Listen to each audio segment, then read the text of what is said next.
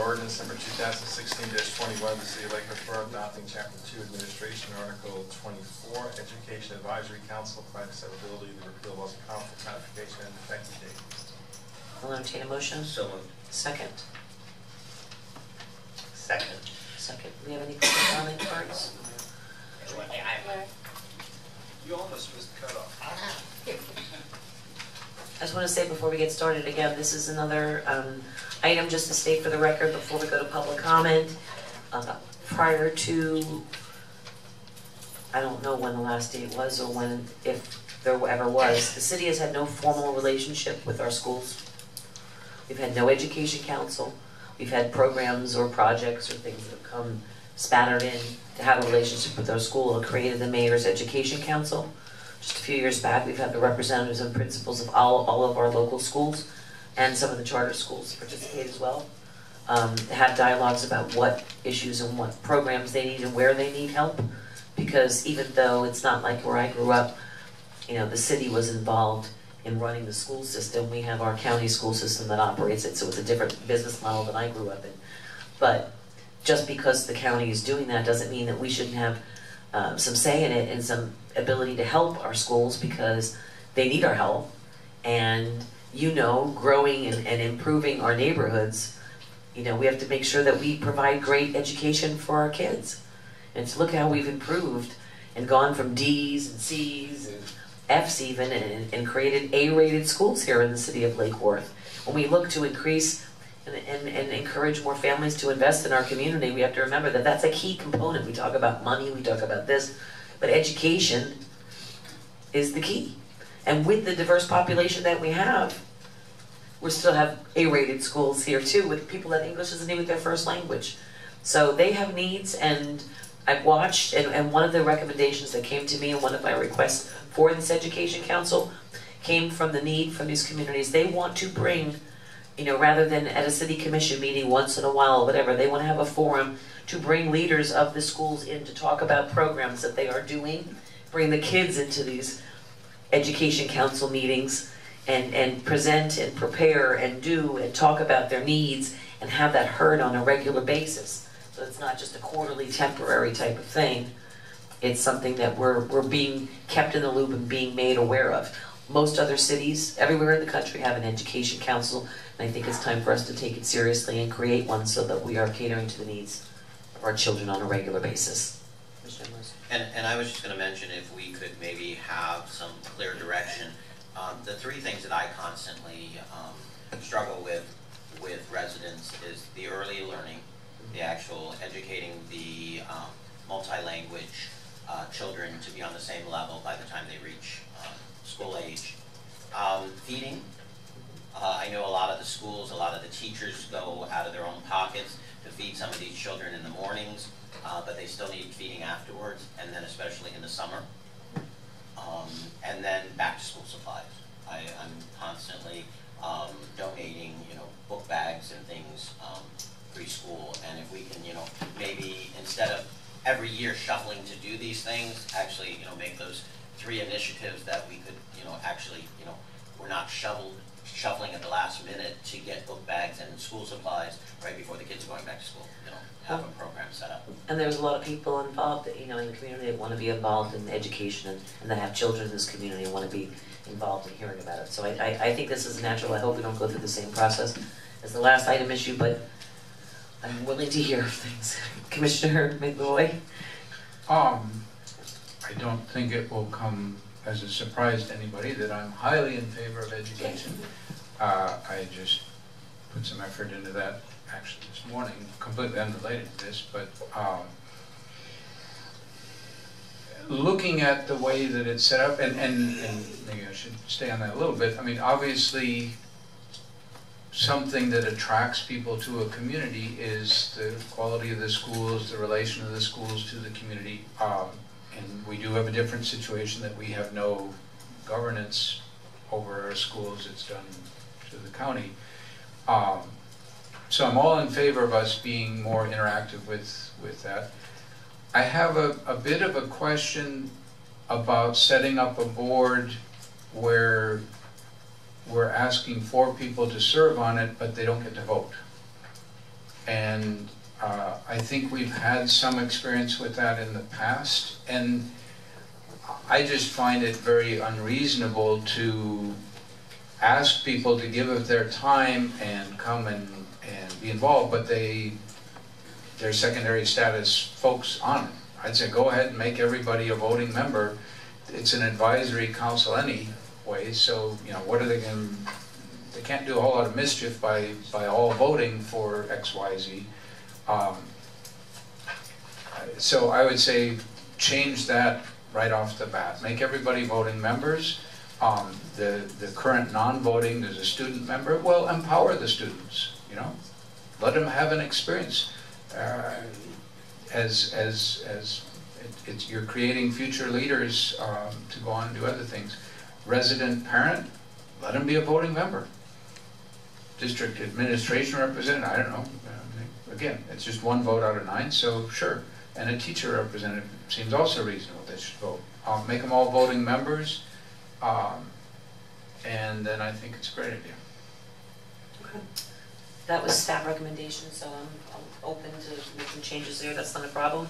Again, We have I think we have a motion, right? So I can't make a motion that we amend it. Would the motion maker be amenable to? is there a reason staff recommended that layout for that form? That's the only question that I would have.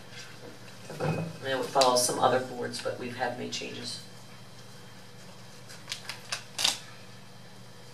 There was a sense that, based on the meetings that have occurred in the past, that principals and yourself was really intent on setting an agenda that was specific actionable items that were fairly quick, and that there was a good idea to have some perspective from the school district. But the activity of you being put in a position where you might take a position and you're actively lobbying the school district, you're going into their forum, it might put those members and people in sort of an awkward position. And so one of the activities that this group had discussed previously was there really isn't a voice for the schools in Lake Worth at the school district level, and it needs to not be hindered by those cross relationships. And that was pretty much the reason they're making an ex officio. Glenn? And Mike said you can go either way. I think particularly the school district employees, the concern is putting them in an awkward spot. They've got to go on record voting, perhaps against what the school district itself wants. So that, I think, was for those two. As to the parent and the child, don't recall any conversations about those two, but at least the school district employees, they could be put in an awkward spot. I hear you, and that might apply to the teacher as well, conceivably. I doubt it's going to come up very often. I would suggest, at a minimum, I would say make this, empower the student, empower the parent representative as voting members, maybe provide some procedure that teachers or folks affiliated with the school can recuse themselves on certain votes, and that's perfectly fine. Make it clear that we certainly don't want to put them in a position that puts them at odds with anybody, and if they feel uncomfortable voting on something, they're welcome not to. I still think it still opens them up, though. Yeah, that gets difficult because once they become an advisory board to the city, they are bound to comply with the state laws dealing with voting, so they would have to vote unless they have, it's just like you have to vote unless you have a declared conflict of interest.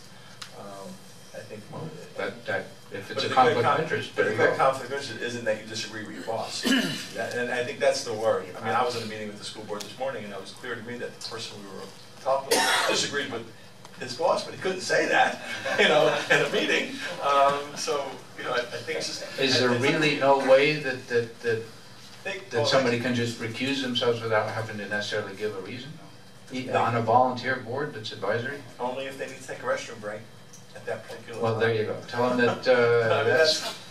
So really the answer is they should, if you want them there to vote, as long as they go in with their eyes wide open, knowing they're going to need to vote, that's fine. They can still voice their opinion whether they're voting or not. And I guess it's really all your decision as to whether those two votes, the ability to vote, is that important for those two members.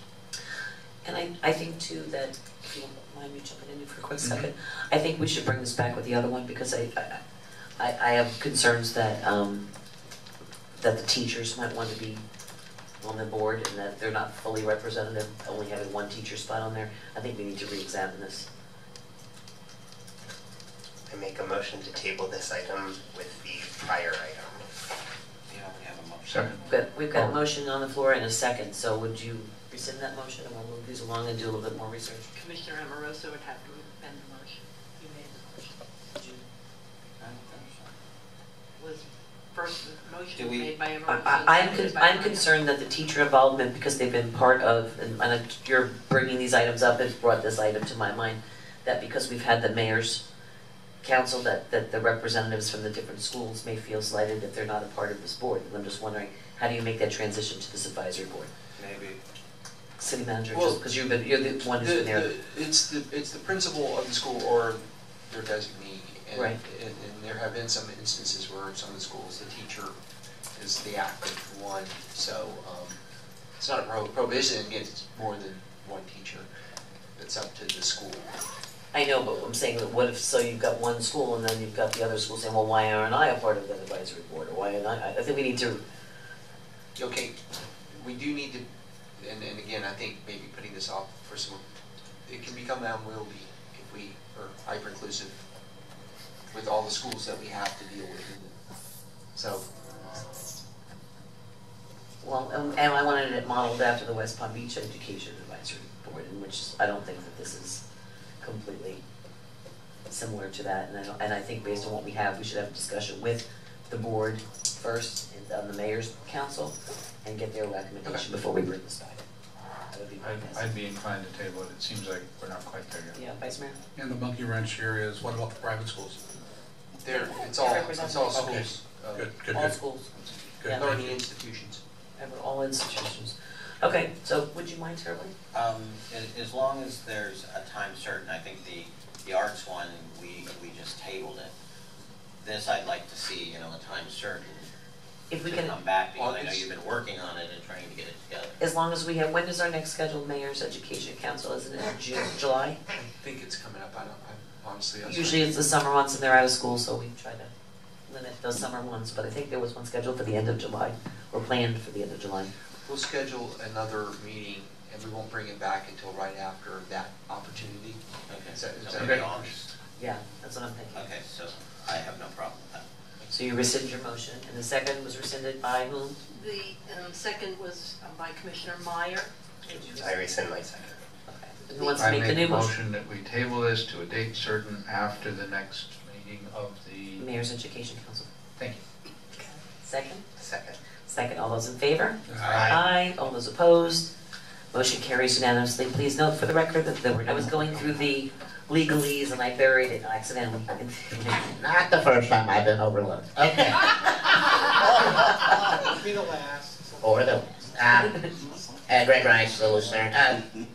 I would like to also suggest that you all at least make an effort to read the book that I probably mentioned before, Adventures in Local Politics, written by former commissioner, writer, reporter, and mayor of Delray. They did the same thing. All of us coastal cities here have been overlooked 20, 30 years ago when all the western expansion started happening. That's where all the money and the love went to school, new schools and all, nice stadiums and all that kind of stuff. And up and down the coast, we experienced the same things like Wortha has experienced. And Delray knew that if they were going to attract businesses to their community, they need a strong education. And so they started an education board.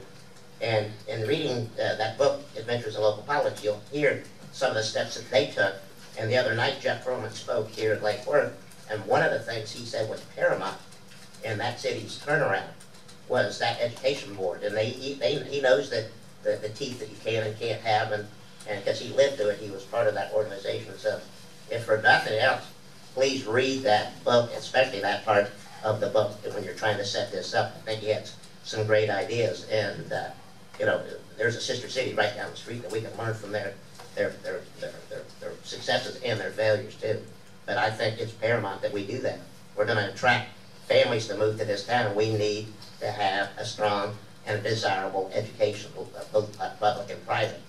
We've got some great schools here. But yes, that when people are looking, especially from out of the area, they go online and they just read statistics and numbers. No matter how the improvements have been, they see where our benchmark is right now when they're thinking about either locating a business here or buying a home here. So please, read that book if you have a chance. It will give you some great ideas on setting up this council, and I'm all for Lake Worth doing that. Thank you. Thank you. We voted on that, so we can